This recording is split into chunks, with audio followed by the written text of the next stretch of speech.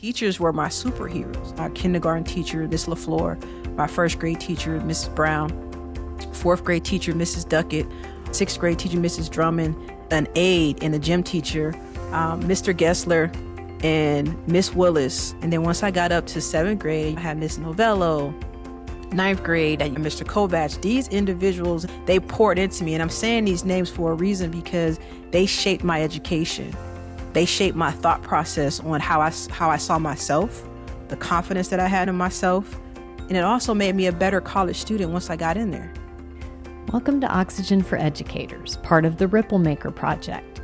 I'm one of your hosts, Michelle Kinder, and you'll meet Chris Kent Phelps in just a bit. It's our hope to bring you thought-provoking, unscripted conversations full of actionable ideas to fuel your important work in the world. Thanks for tuning in. This space is for you. Hi, Chris. Hi, Michelle. It's nice to see you. It's nice to see you too. How are you? I've missed doing this. I'm great. I've missed talking to you. You've been doing your individual episodes, which I have enjoyed and learned from, but it's nice to be on this with you. It has been a hot minute since we've done one of these together, even though that's probably not the experience of the listeners, but just based on our recording pattern. So yay, good to see you. Same. Tell everyone what they're in for today, getting to know the lovely, grounded, wise, kind Brenda Scott. Yes. Brenda Scott has one of the most interesting roles that I've heard of. She is currently the Director of Cultural Intelligence for Southern Methodist University Athletics Department in Dallas. I did not even know that was a role, but I just loved hearing about it, and I think our listeners will too. Before that, she's also been a teacher. She's been a dean of students for 4th through 8th grade. She was a college athlete and then went on to be a coach for 15 years for middle school basketball. And she is the first in her family to attend and graduate from college. And that experience really plays into her story and the path that she took that's very focused on building a sense of belonging for students through social connections. So very in line with a lot of the guests who've come on this podcast in the past. Brenda lives life with a specific purpose to help young people reach their full potential so they can obtain a better quality of life. And she considers herself a walking testimony of that objective. So I think listeners are in for a treat to hear about Brenda and her experience. Didn't she move you? Like she moved me as a person. Of course, her content was very compelling and interesting. And like you said, her job is fascinating. But like as a presence, I felt very moved by her. Agreed. Let's see what the listeners think. Okay. Welcome, Brenda. Well, thank you, Michelle. Thank you for having me. It's so delightful because Katie was first exposed to you over an unrelated call and was so moved by you and your presence and your commitment and how you described where your commitment was born from. And she was like, we have to have her on the podcast. I mean, she was just so moved by you. So now we get to know you, and I'm really happy about that. Well, thank you so much. I'm truly grateful and just blessed and honored that Katie, saw me in that light. And it's always a blessing just to get out the word of what I do and how I do things. Fabulous. Well, I love to start with just inviting people to tell their story. And usually it zigs and zags in a way that kind of illuminates why their work is so important to them and why educators are so important to them. But take it away. Yeah, my story is not linear at all. I am originally from Youngstown, Ohio. So I'm a Midwest girl. I'm daughter of a Marine. I always put that out there because of how I carry myself, and the things that I do is about order, structure, and discipline. Yeah. So that's a part of everything. My parents played heavily in my life and always, inspired me to be the best I can be. Youngest of my siblings. So it grew up, we have a big family though. I have a big family. I probably I think right now I'm at the count of 33 nieces and nephews. No kidding. Yeah, so I have a huge family, which I love and love that support. How many siblings and what's the boy girl? Yeah, I'm the baby. I'm the youngest. So my mom had two sons, two daughters. One of my brothers are deceased. So yeah, just the things that I've witnessed and seen growing up has really pushed me in the direction of wanting to do better, wanting to expand, the environment that I was around, and make sure that I just wasn't a product of that environment, but also taking that environment and then growing into something special. And that encourages the work that I do now. My personal mission is to help young people reach their full potential so they can have a better quality of life. And that's what it was for me, just having a better quality of life. I currently live here in Dallas, Texas. I have a wife. We have a 14-year-old son, and we have a 1-year-old Maltipoo named Butterball, who is an absolute joy and amazing. But from the career standpoint, I started out in a nonprofit, very, very young. And I also, sports is my background as well. So I'm a former student athlete, played basketball, played in college as well, and pretty much went to a Division I and walked on that team. The coach was like, we want to give you that scholarship, but I gave that scholarship back to coach. So I started volunteering at a high school, actually a rival high school. I started volunteering and I fell in love with that process. And I wanted to seek more. At the time, the WNBA is not where it is now, which is awesome and amazing. It just wasn't there back then. And I wanted to, pursue those coaching aspirations that I had. And I turned down that scholarship, decided to coach. I coached for girls high school basketball for over 15 years, as well as boys middle school. Wow. So I had that in my background along with the nonprofit. So the nonprofit world come into play. I work for great organizations such as United Way, KIP, as well as City Year. So those three organizations really helped shape the professional that I am now. I've been through a lot of leadership trainings and seminars and just guiding, teams and teams of people to be their full authentic selves, as well as bringing out the best in those individuals. Wow. When you talk about all those different spots in your life that you've served and that you were, is the guiding through thread that helping kids and students achieve their full potential, or are there other through threads that you would say, and this and this? Yeah, absolutely. Just from young people in general, seeing them grow, inspiring them, but also just supporting those marginalized communities, those communities and those population of peoples that tend to be left out, unseen, just not given opportunities to expand and be more.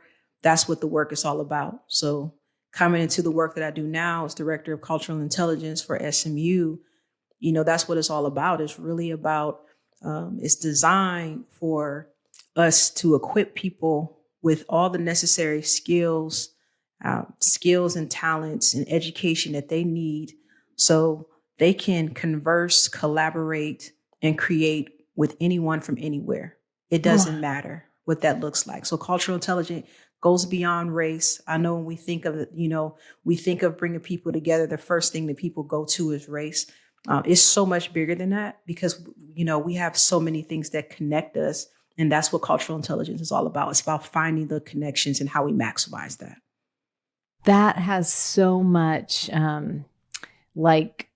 relevance across all the teaching spectrums, not just college, just anyone involved in helping young people become their best selves needs some of what you're doing.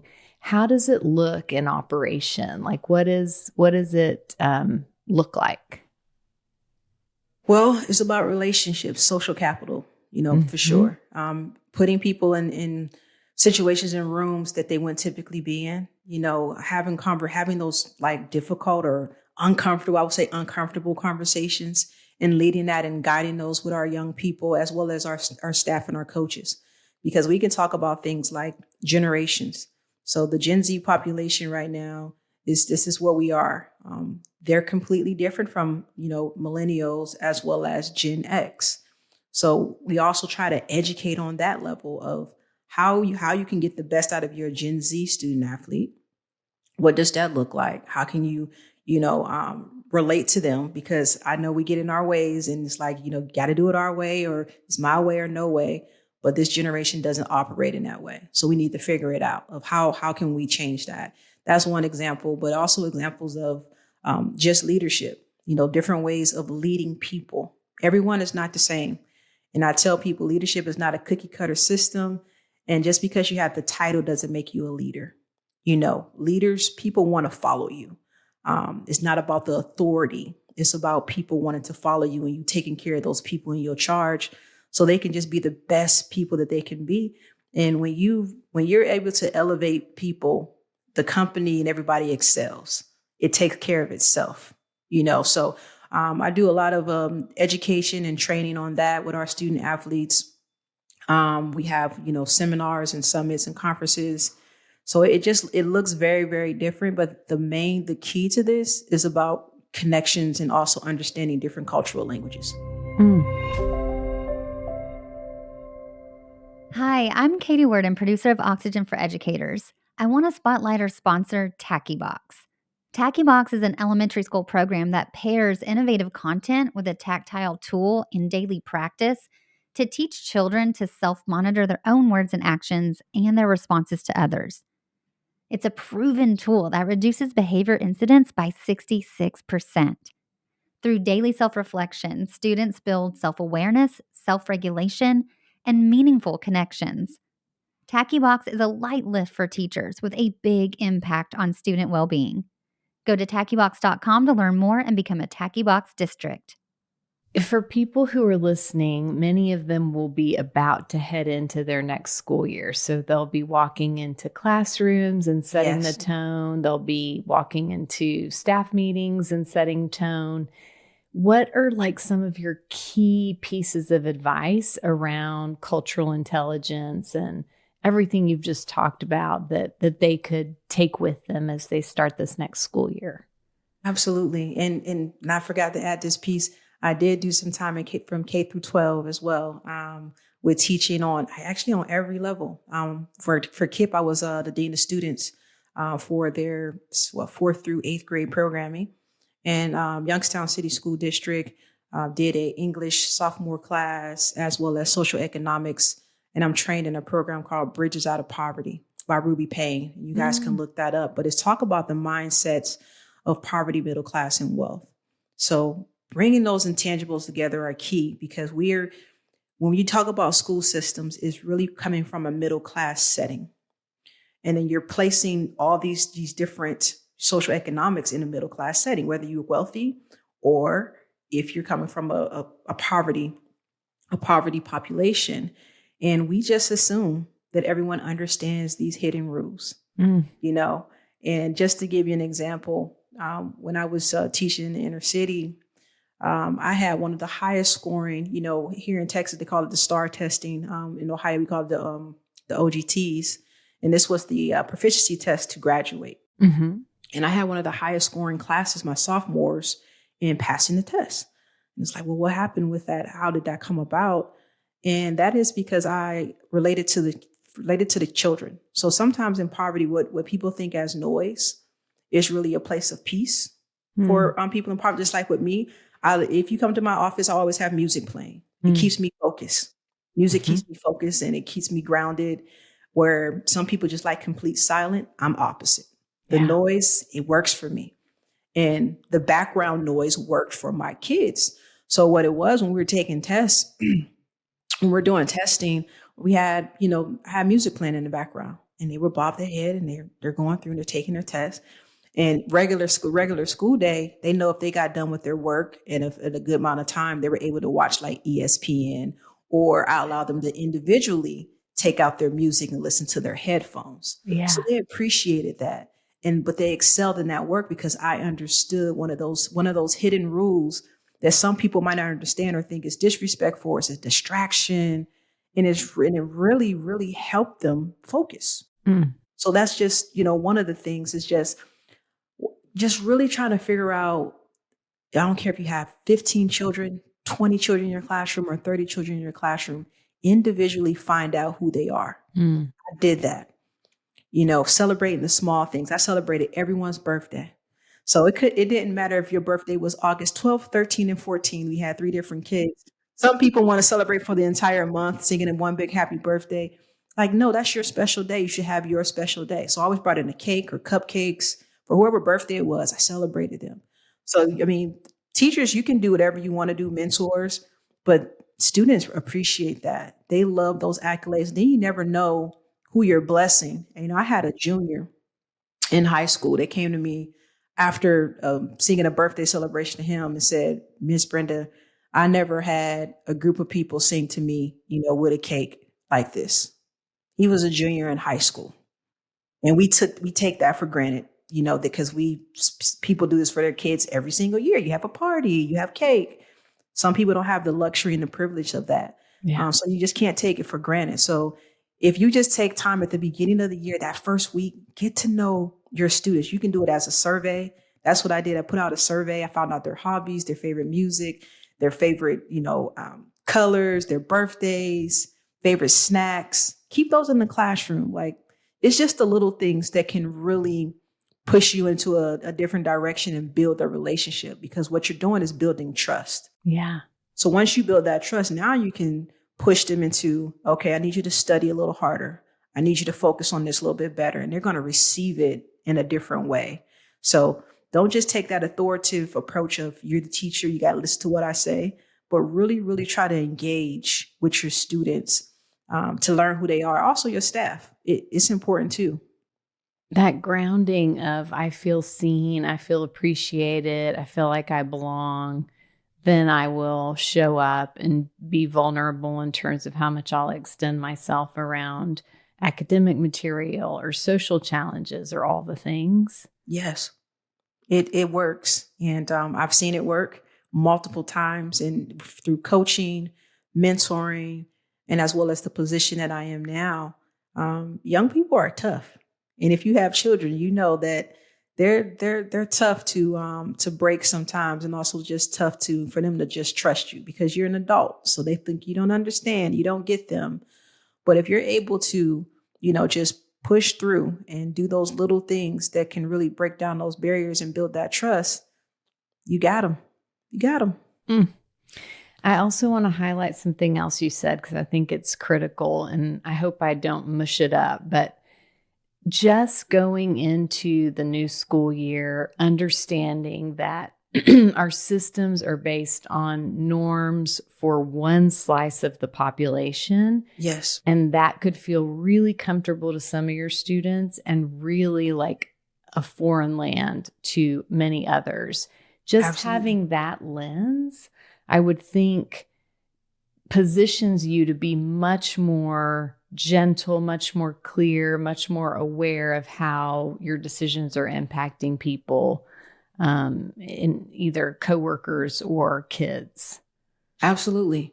SMU is a PWI, and we working in athletics. Athletics predominantly, is a Black driven race, when it comes to the sports, especially like football, men's basketball, women's basketball, all the revenue generating sports. And they're coming from backgrounds that don't look like SMU. They don't look like SMU. And my job is to make sure that they feeling that sense of belonging. And it doesn't matter where you're coming from, and it doesn't matter your race. You're here because you're amazing at what you do. And that part of it doesn't matter. But we also want you to feel comfortable, because it's unfamiliar. Mm-hmm. So I'm also over our affinity groups. So we have our affinity groups that deals with our international student athletes that tends to get, left out a whole lot, because we think of from a domestic point of view. So that's also a whole nother population of individuals that I have to make sure that they're getting their needs met. From our Black student athletes, our Hispanic student athletes, our Native student athletes. All of these student athletes, they have a different need. And it's not about being, exclusive to that group, Right. but every person has a tribe. We all have Right. tribes. So it's about the cultural language of making people feel comfortable. Yeah. You and I, we are in the women tribe. Yeah. We are both women, and that's our tribe. So we can relate in a way that's completely different from men. And then we can break things down. We may, the cultural language can go from any and everything from your hobbies, your social economics, to outside of from religion, to your orientation, to it just goes so much more. Anything that you can think of, those are the cultural languages that I'm speaking about. And we all can find a cultural language where we're speaking the same language. Doesn't matter who it is. We'll find some. Do you love food? I love food. That could be our cultural language. What food do you like? So it's just about finding those cultural languages where we can start a conversation and then we can dive deeper and then we can learn more. But yes, having a lens of understanding, the different hidden rules that certain populations walk into is very important. And just that, like, approaching differences with a spirit of curiosity and playfulness is so delightful, and so what those college years or even the K through 12 years can be about, that really shapes someone and helps someone sort of see the world through like a much broader prism. Tell me how you're navigating present day. It just feels like it's squeezing a lot of the joy out of the wonderfulness of differences. Maybe that's not the case, but it certainly you're feels right. like it. It's tough, and sometimes it's scary in this position because you just never know if someone's going to come up and say, "Hey, we don't need to focus on that right now, and we don't need this position." But what I say is that policy doesn't change the human situation and the human condition. The human condition is the human condition, and regardless of what, you're still going to have to tackle it.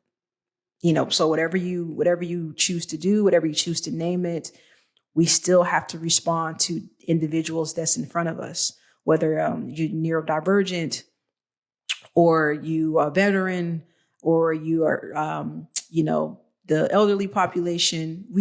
People are people. These are the human relations. These are the human conditions. What are we going to do about it? So that's still a part of my job, is like, how can I affect positive change? And how can I bring people together to understand this work still needs to be done at a high level, and just doing it in a more, collaborative way, than done in the past, because that's, we're not here to make people feel shameful or, guilty. No, it's not about that. It's just about collaboration, creativity together, innovation, coming together. And how do we do that? Again, understanding different cultural languages, because we all live in it. And to not be threatened by that, but to be inspired by it. Yes. Yeah, absolutely. that it's just there's so much energy, there's so much potential spark in our differences and our similarities, and mining for both of those without judgment on either side. Like, there's so much potential energy there. And if we get sort of swept into the narrative of, like you said, that either that isn't a thing or that isn't a safe thing, like that can pull us out of the truth of your comment that is the human experience. No matter where the political winds take us, all of us who are in work with people understand that there is a fundamental need to be seen, to belong, to be known, to be understood, to be appreciated for all your complexities and all your identities. Yeah. And nothing can really move us from that center if we don't let it. Absolutely. And, we just got to keep moving. We just got to keep moving forward. And hopefully there's more people on the side that understands exactly what you just said, of which we have these differences, right?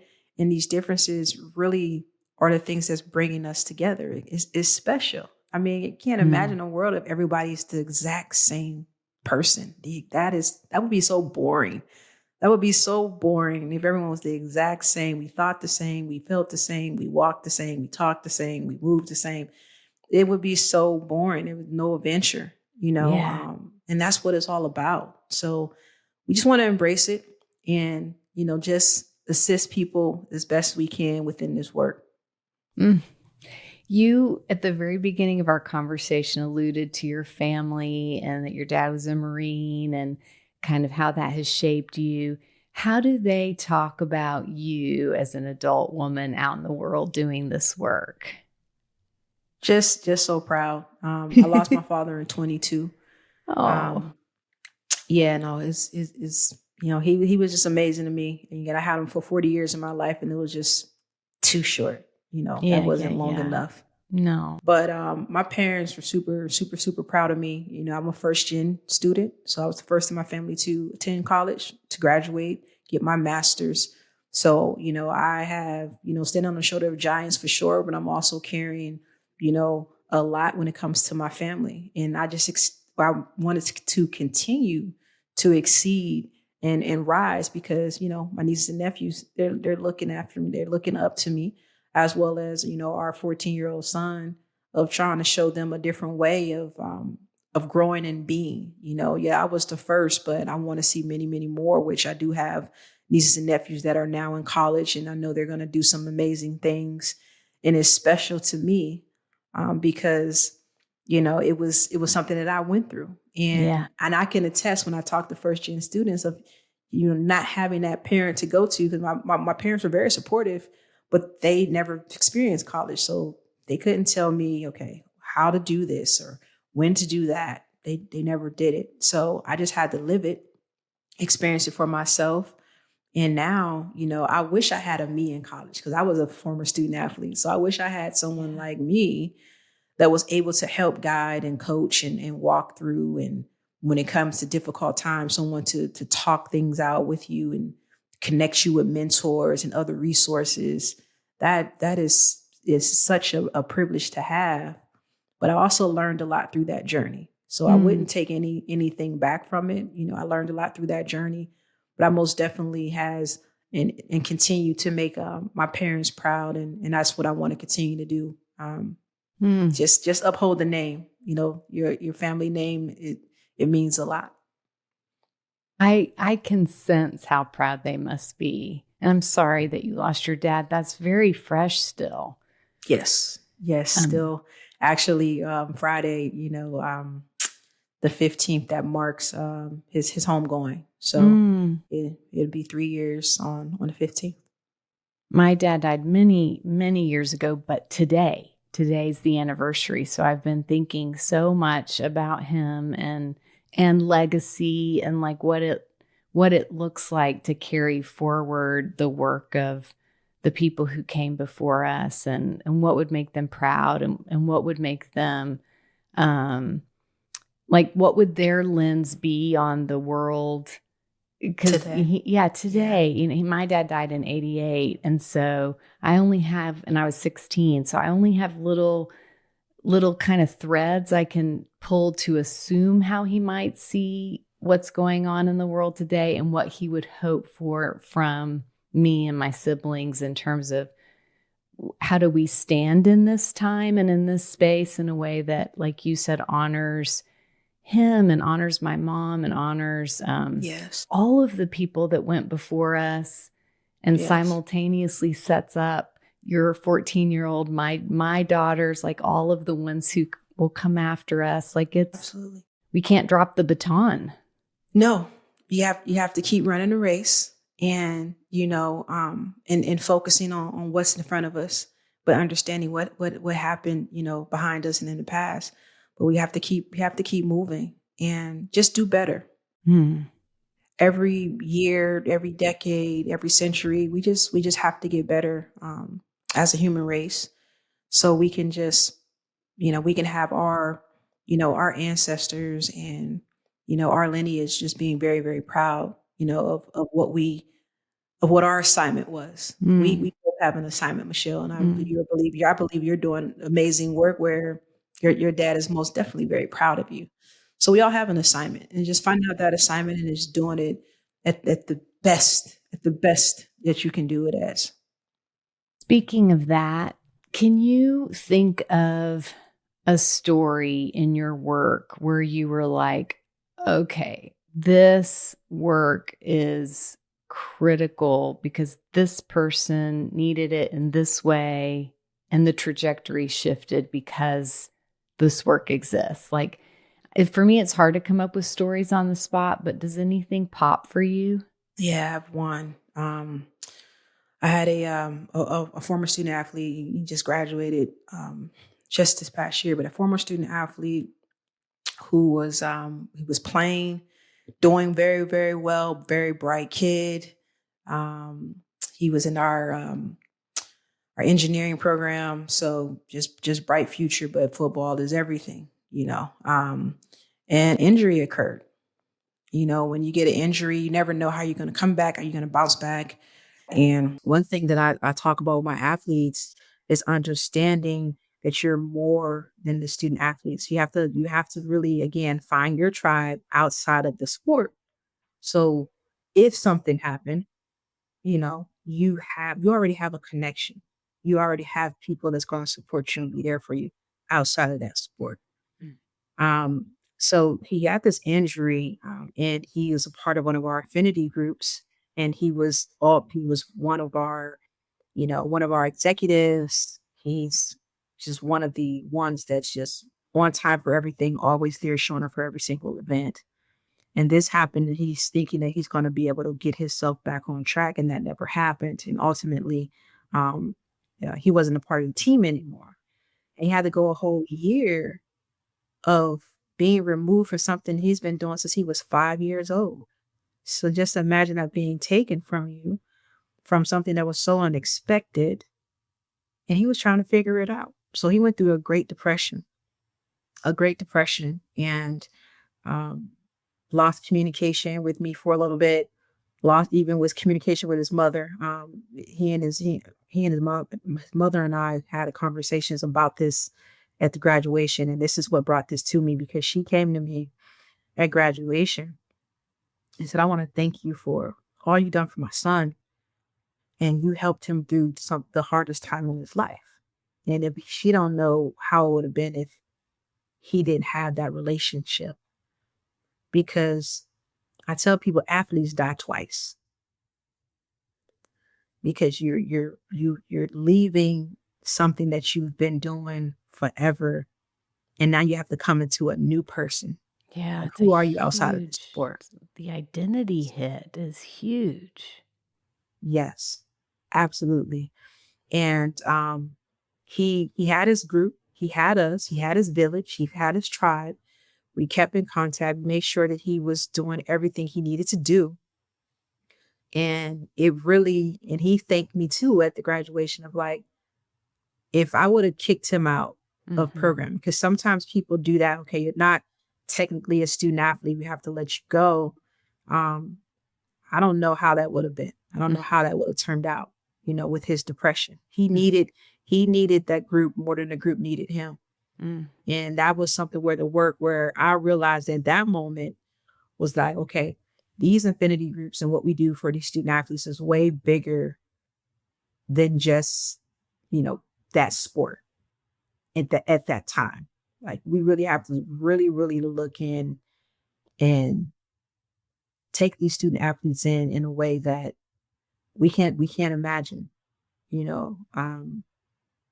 That was really an eye opener for me, is that experience with that particular student athlete going through that dark time, and for me to be there for him, for the group to be there for him, and helping him see his way through.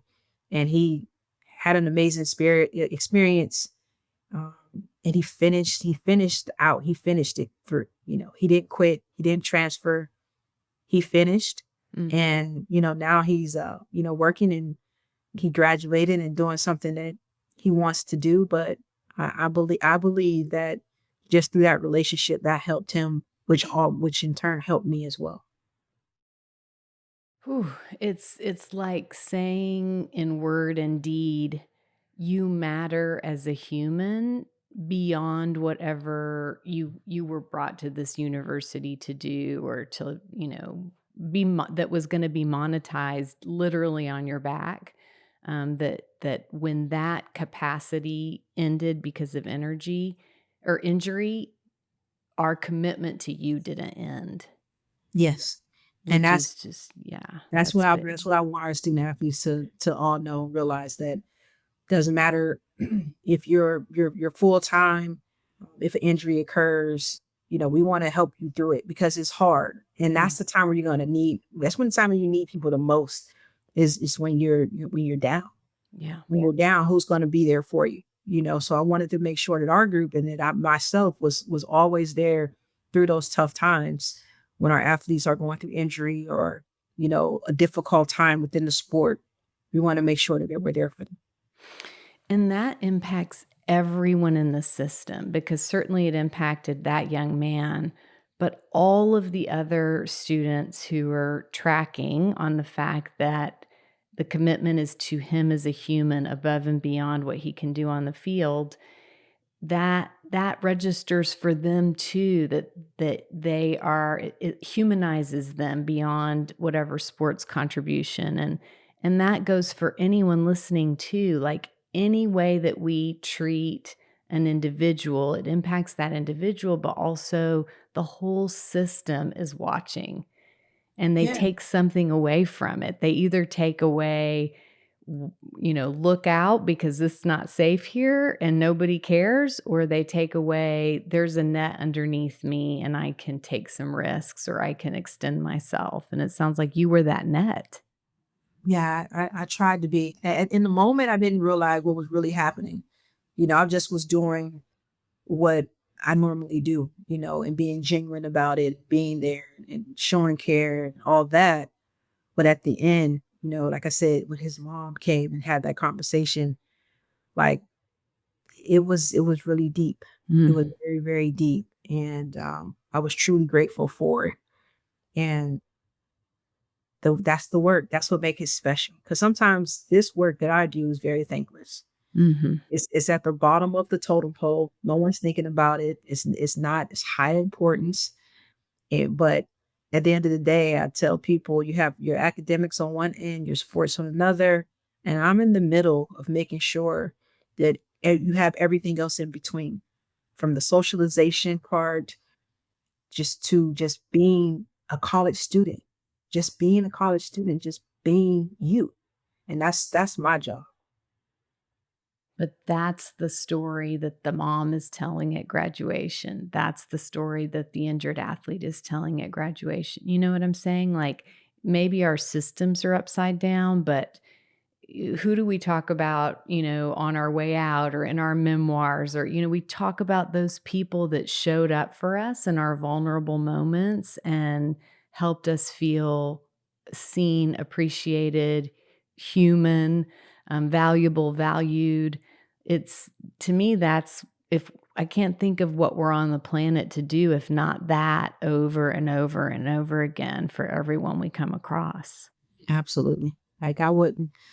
My position is, I tell people I have the best position. It's fun. I love talking to people. I love engaging with people. I love learning. I love learning new things, new cultures, new ways of doing things. I don't have all the answers. I tell people, are you the expert in this? It's not about being an expert. It's about being experiences. Mm, I have some different experiences than you. And I also have, just different educational, different topics, but I'm still learning. I'm still growing as well. mm. And that's the beauty of it. We can do these things. And I tell people, like, you give people grace. When people stand up to give talks and lectures to people, like that, like my wife always told me, you never look nervous or tense. Like, I'm nervous. I get nervous when I talk. I said, but it's something that when I start, I enjoy it. And I know that, I'm going to help someone, whether it's one person or two people. And that's why I do it, Mm. but you can't let, fear, take you away from the things that's important. What do you talk about in your speeches or trainings that you are amazed almost always seems to land? Like, do you have one or two things that you're like, people are hungry for this? It just always lands. Absolutely. So I do a training on personalities. So when it comes to different personalities and tying it into the birds. So you have your ego, which is your controller. You have the parrot, which is the promoter. That's the one that's always lively, life of the party. You have your owl, which is the analyzer, the one that always have to think things through, very detail oriented. And then you have the dove, which is your supporter. So those are those individuals who are always loving and comfort. They see the best in everyone, doesn't matter what. So I do a session where I break all those personalities down and we do like a real brief mini assessment and it's spot on. So it probably took you 2 minutes to do the assessment where everybody at the end, I say, hey, if this does not hit you and you this when you weren't the right bird, you let me know. Probably 99% of the time, that's the bird. It's like, oh, that's me. That is me. So we talk those things through. That's one that a lot of people enjoy as well as it resonates with them. Are they surprised that it's so accurate, or are they surprised by other people's rank? Like, what is it that captures them so much? They're surprised at the accuracy because it's so short, as well as looking around the room. If I'm doing this with, say, I'm doing this with a team, it's Yeah. like, no, that's you. Oh, Yeah, you're yeah, that. You're yeah. that personality, or you're that bird. I can see that all day long. So you get those type of conversations. Mm. But you also, in the middle of the trainings, I'm teaching them how to talk their language. And all of them, like Mm. cultural language, goes back to the language. It's a way to talk to an eagle. It's a way to talk to a dove. It's a way to talk to a parrot and an owl. You have to learn the language because if not, it's like you're speaking gibberish. You know?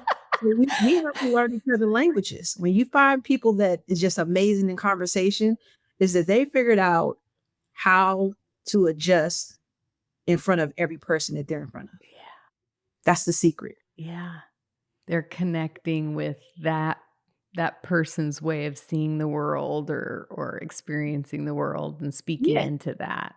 Yeah. It's just like love languages. It's like Mm. with your partner. Your partner knows your love language and you know your partner's love language. It's the same dynamic. It's the Yeah, same. yeah. Interesting. Okay, that's a good one. Is there another one, or is that the one that jumped out? That one is like top notch. Yeah. I have one that I do is the cultural bag. So the cultural bag is an activity that I do where people write down, what makes them who they are. So Mm. you're talking about traditions, you're talking about hobbies, you're talking about regions, you're talking about, different languages you speak, everything that you can think of. This was makes up who you are. You write these things down on this. It looks like a bag. I got the paper. It looks like a bag, but it's just your cultural bag. This is what you're bringing every day to everyone. This is how you're showing up. Whether you're hiding this or not, you know, that's neither here or there, but this is you. This is what you're bringing to the table. And how can you show more Mm. of what's in your unpack? I will say unpack some of those things that's in your cultural bag to colleagues, co-workers, to friends, things, family members, things of that nature. How do you unpack these things and when should you unpack these things? So we talk about those. One, I just did this probably like a week or so ago, did the cultural bag activity with a group. And one person, she became very vulnerable and that's just through the training process. But she has put down just how, she hadn't talked to her father in over 8 years. Mm. That was part of her cultural bag. Like Yeah. I don't have a relationship with my father. Yeah. And then someone else, like, no, that I didn't put that down, but they connected. Like I Yeah. don't have that with my father either. Mm. So those are the things that we tend to that work. They say you supposed to keep your personal life and work life, separated. But you are who you are. Mhm. And if you can bring your most authentic self showing up wherever you are, it makes things so much easier. Mm. Makes the job easier. it just makes life easier because you're not hiding all the time. It Mm. gets exhausting, when you continue to do that. So yeah, the cultural bag activity is another one where people enjoy and we have great conversations. That's so interesting too, because kind of back to your earlier point about all the similarities that get unpacked across different people, like the example of the two people who weren't in relationship with their father, that Yeah. would have probably never come out or certainly Yeah. not soon. And then there's like a sense of, okay, I'm not the only one. And also I'm connected to you in a way that maybe in every other way they didn't appear to have a lot of similarities, but that activity allows you to see the threads and the ways that you're connected to people who, maybe in the obvious ways you're very different. Absolutely. And that's exactly what it was. Yeah. Two individuals look completely different, but that common thing, like, oh wow, okay. All right. Yeah. Well, I'm connected there. That's a part of my cultural bag. Because that's some things that you bring, to the table. And when we dive deeper, again, I have a lot of trainings about emotional intelligence, authenticity, managers versus leaders. I go through a whole lot of trainings that I do, but the awareness is very key, Mhm. especially when it comes to, you're being your authentic self and understanding your emotional intelligence and what triggers you. So Mm. there's a reason for everything. But as a leader, I try to learn as much as I can about the people that I work with. So I'm able to accommodate, show empathy, have empathy, uh, give support, help. The more I know, the better I can be for Mm. them. It makes me think of kind of this cultural moment we find ourselves in where there's a lot of forces that are asking us to define ourselves and each other by our differences. And the activity you're doing is like, let's chat about our differences, but let's also chat about where we're similar. And how does a group, as everyone's starting a new school year, how do all the different groups, where do they lean? Do they lean toward defining themselves around their differences, or do they lean around defining themselves in terms of their similarities? That's a choice point. Yeah. And in the water right now is an invitation to lean in the direction of defining ourselves by our differences. And it can be an almost like a baby act of resistance, a baby counterforce to define ourselves by our similarities, or at least look for them, be open to them, assume they're there. Mhm. Oh yeah. There's more thing that aligns us than separates us. Mhm. And that's what we need to focus on. If we just focus on the wrong thing, Mhm. what you water will grow.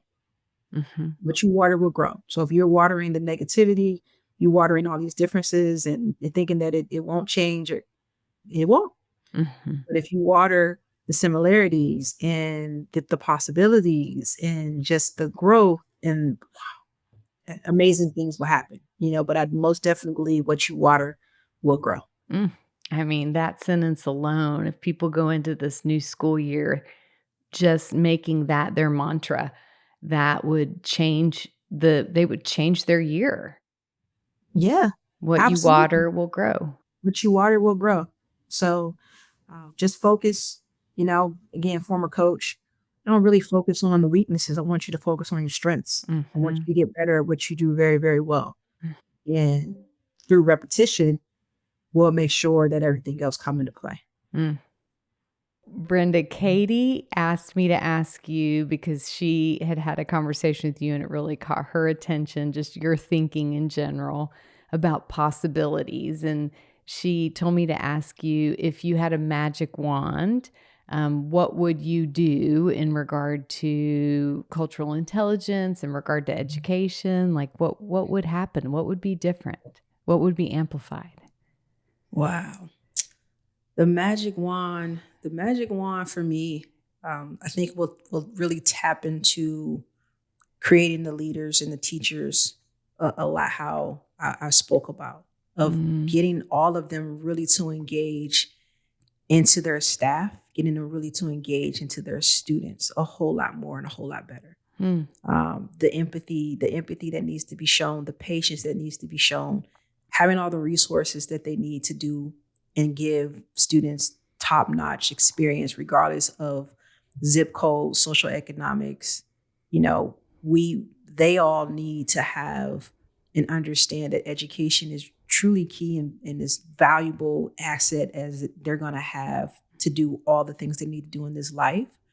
So we want to make sure that everyone has the maximum amount of support and resources they need to strive and be great.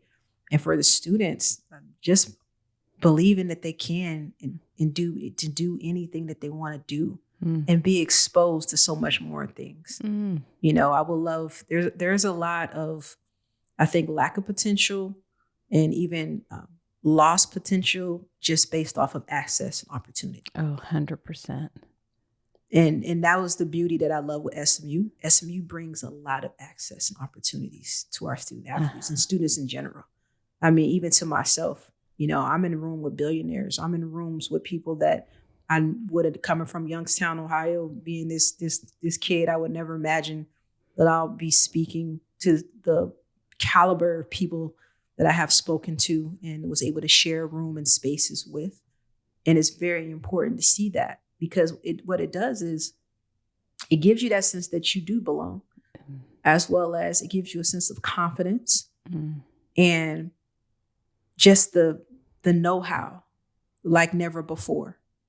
So if we can expose, our children and our students to more people that's willing to pour into them, have them travel more and see things in different ways. So those cultural languages that I spoke about earlier can be embedded at a younger age, that would lessen the difficulty of what we're talking about, focusing on differences versus focusing on those similarities. So that would be my magic wand of going back and thinking about it. I think that would elevate, the education, also just elevate, people in general. I mean, that's fabulous, because all of that is those are accessible things that every one of us can lean into. What I heard you saying is, when in doubt, go back to the relationship, go back to the sense of belonging and creating community, making sure that the people in your classroom, on your team, in your school, in your district feel seen and known, and all of that. Going back to that, combined with access, opportunity, high expectations, that soup is what you would do with your magic wand. And that is accessible to everybody listening right now to push on those levers. Yeah. Again, it's something very small, but it's so big. And I can't tell you, I truly lived these things and walked through these. So it's like a walking testimony. I had teachers were my superhero. I didn't learn, and this is a funny story, people laugh at me.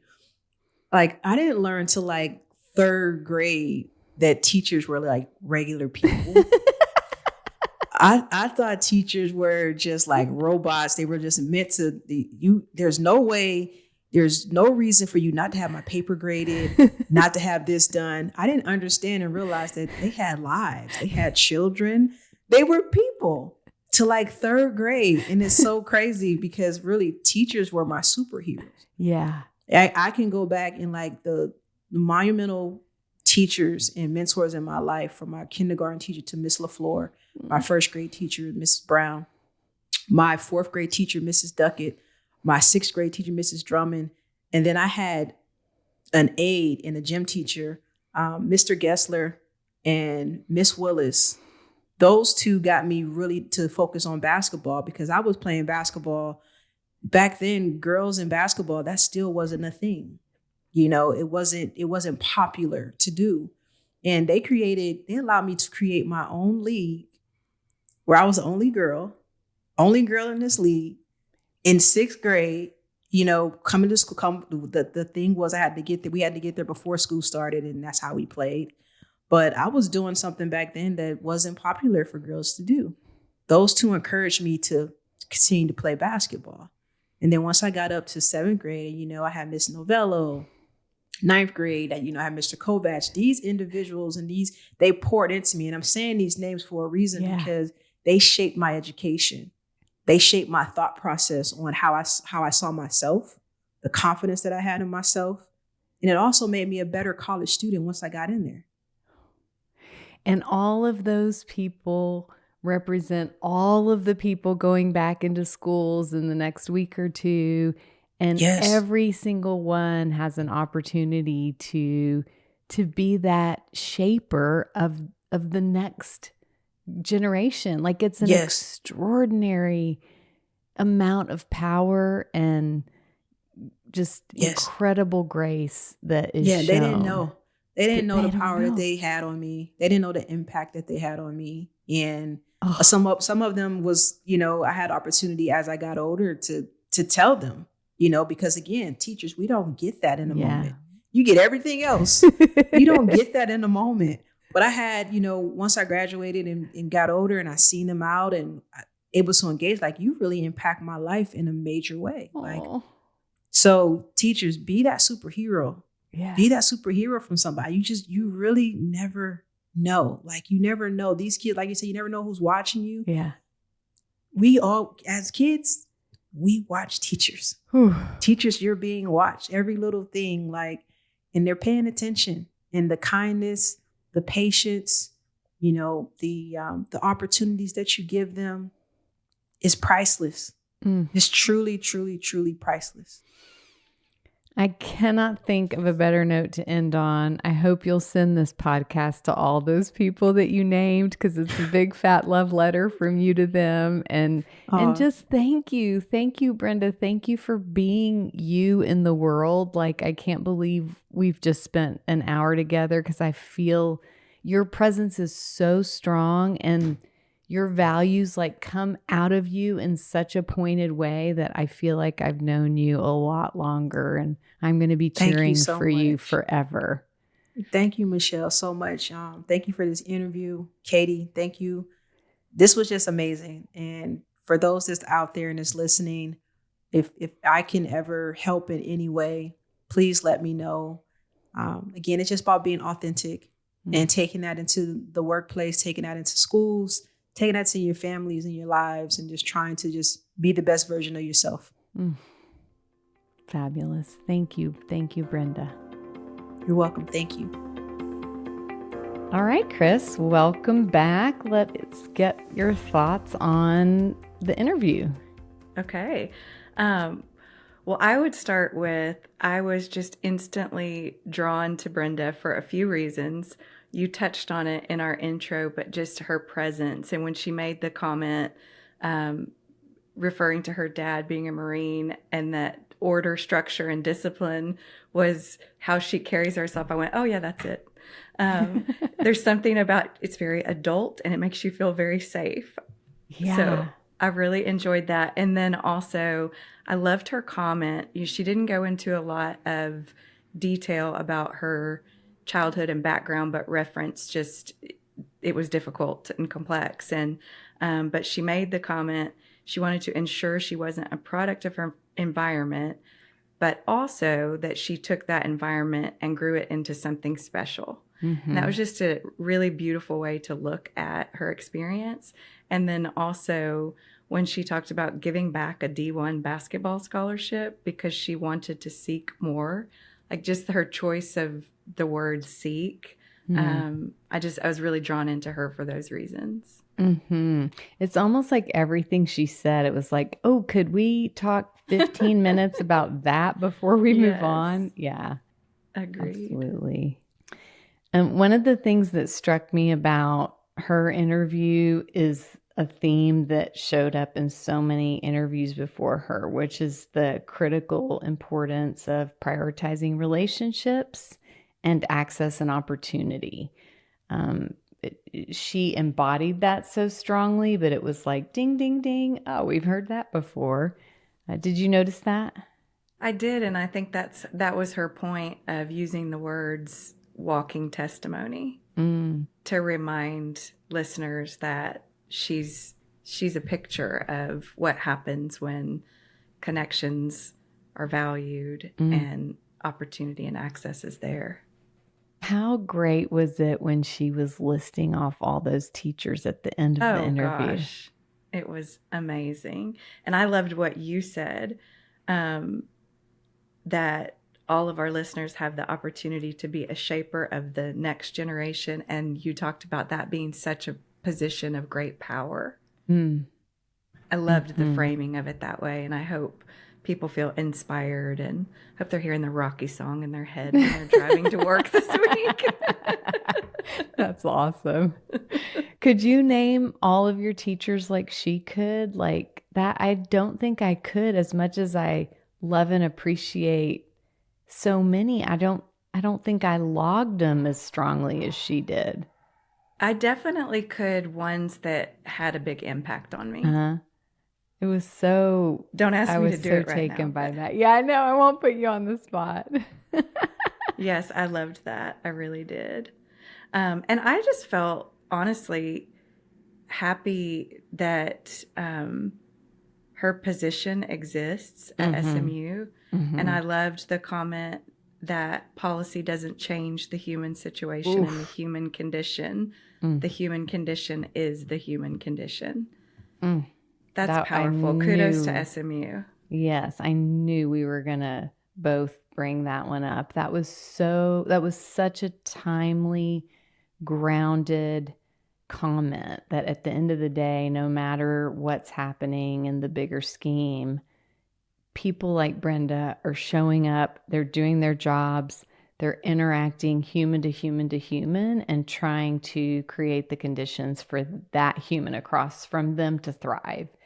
And call it what you want. You can't policy that out of our lives, because it's, as she said, it is the human condition to interact around that, and hopefully to do it in a way that, to use her phrasing, allows students to improve the quality of their lives and achieve their full potential.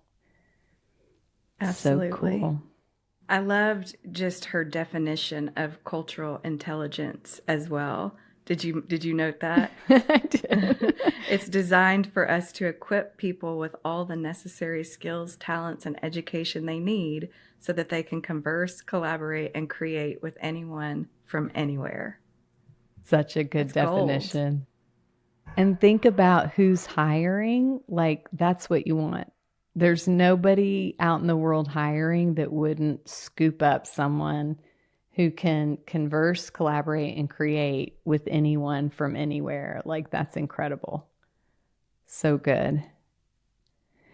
I really enjoyed the part of the conversation where she sort of lifted this notion of engaging with folks around differences from a position of like abundance instead of scarcity. Those might be my words, but that's what came off of her to me. It's like, this is rich. This isn't just neutral or kind of good. It's rich to understand and appreciate and mind for what's different, what's similar, and how does that make our interactions far more interesting than if we leave that stuff out.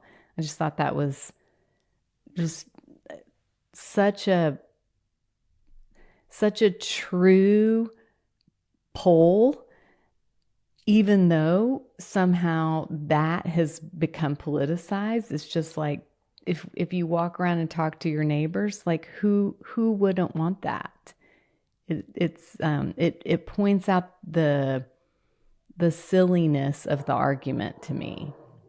And I liked that she framed it like there's the adventure and not, the opposite is boring. Yeah. Right? Like it's an adventure.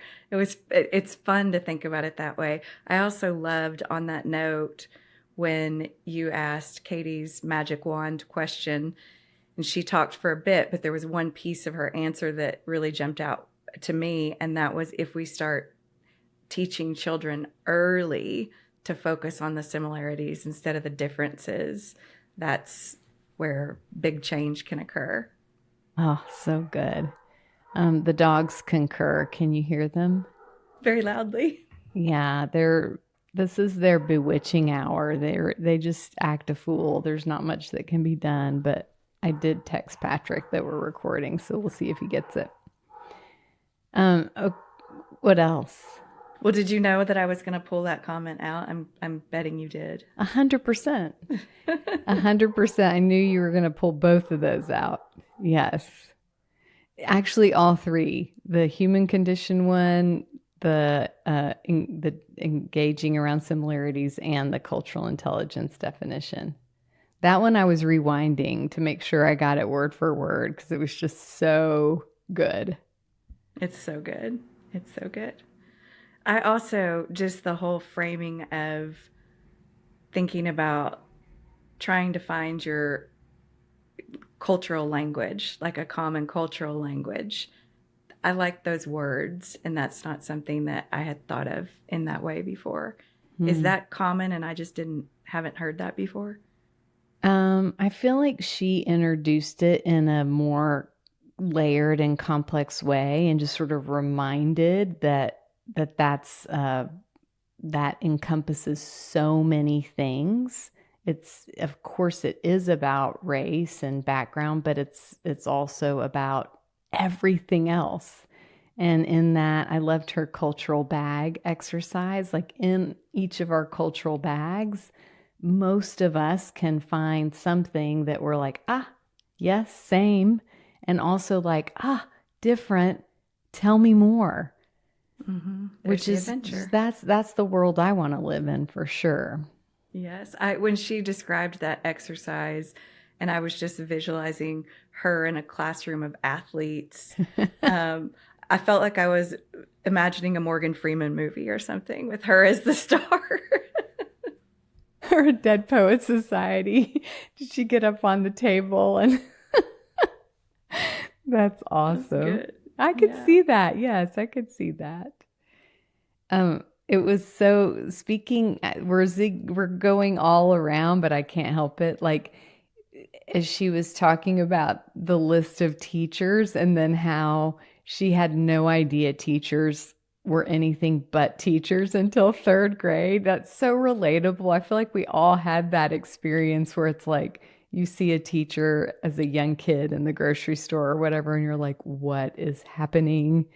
And the fact that she equated that with teachers being her superheroes was so lovely. Just like, yeah, that it's not that they were one-dimensional to her. It was that they were larger than life.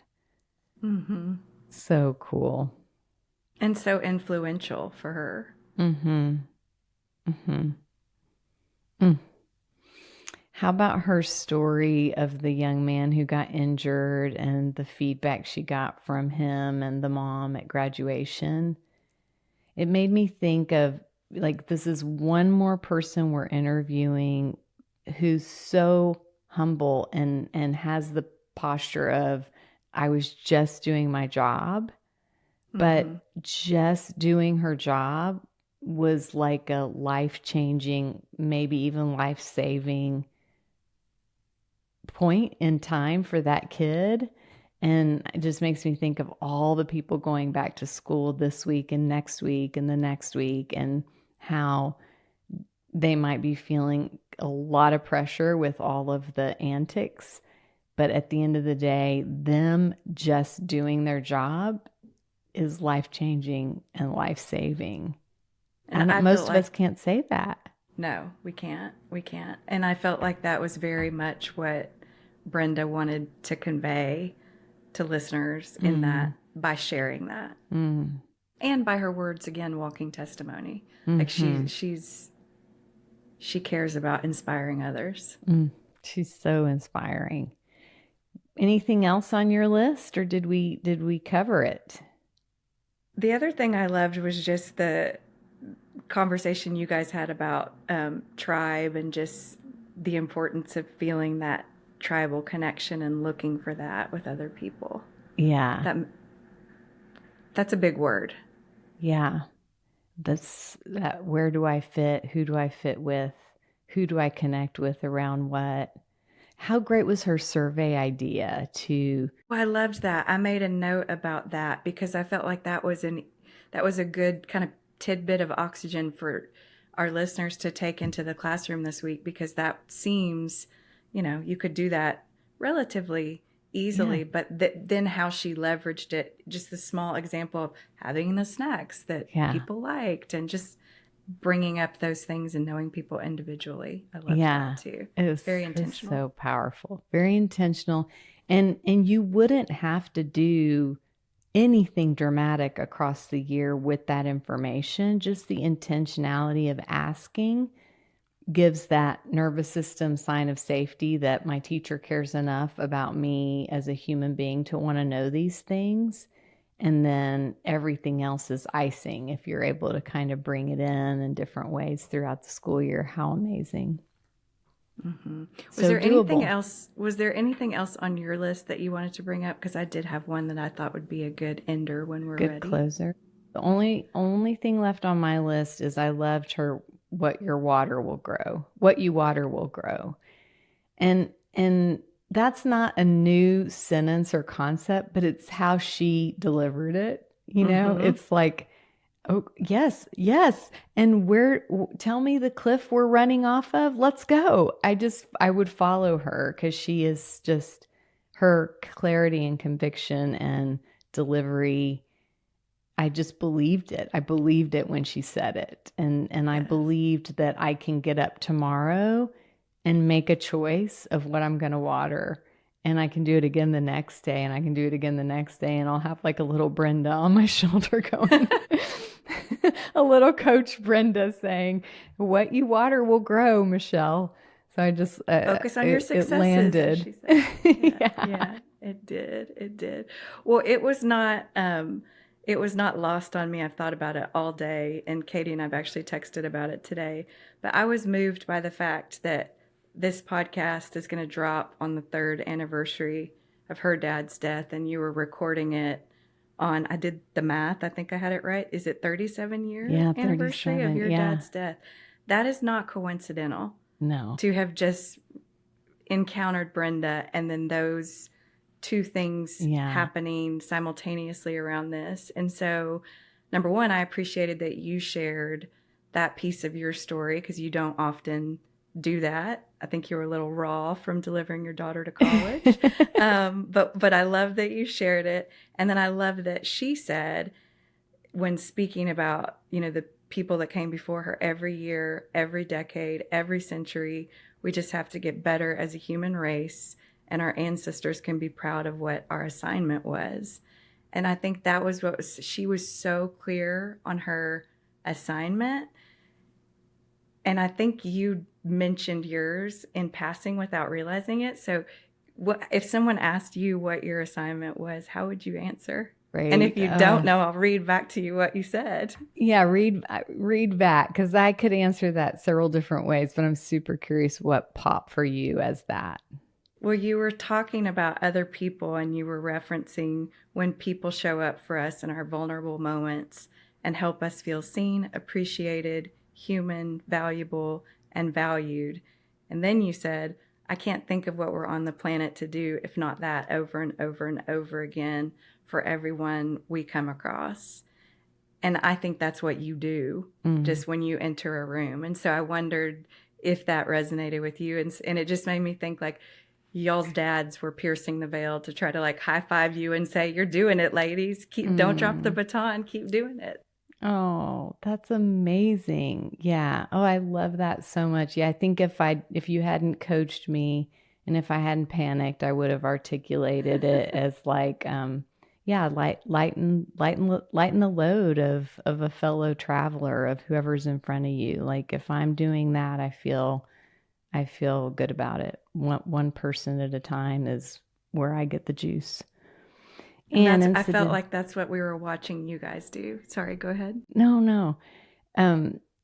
Incidentally connected to Brenda talking about her dad and the influence he had on her, and the fact that it's just been 3 years and the anniversary's coming up on Friday, and And also the way she talked, it was so tender about her family, her wife and her son and their 1-year-old dog. And it reminded me that I have, like, where I get ready every morning, I have 2 pictures. One is my girls and one is my parents.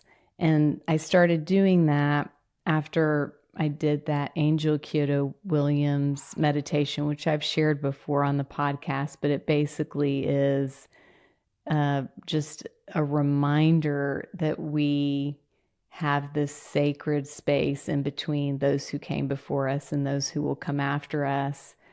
And it only works if we do what we're here to do. Like if we, to use her language, if we don't take up our assignment, then we impede what happens for those who come before us, and we dishonor those who came before us. And so that's who I hang out with every morning when I'm getting ready, just as a reminder that, this is it's our moment to do what's ours to do, and then we hand it off.